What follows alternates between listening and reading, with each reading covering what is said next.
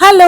आजची सुरुवातच एक पार्सल पासून झालेली. मग काय, एक पार्सल आलेलं आणि कोणाकोणाला एक्साइटमेंट असते पहिला पार्सल ओपन करून घ्यायचं.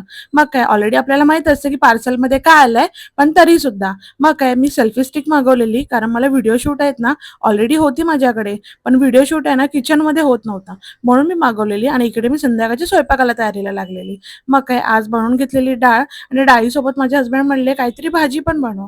मग विचार केला, साईडला साईड मेथीची भाजी पण बनवते. आणि ही जशी डाळीला बॉईल आलं त्याच्यानंतर तुम्ही घी टाकता का? कारण 1 चम्मच घी टाकल्याने खूप जास्त टेस्ट येते. मग काय, मस्तपैकी मेथीची भाजी पण बनवलेली आणि मेथीच्या भाजीमध्ये माझ्या हसबंडला हर एक पालेभाज्यामध्ये बटाटे हे कंपल्सरी लागतात आणि मराठी माणूस बटाटे बघ बिलकुल खात नाही कारण खूप कमी खातात.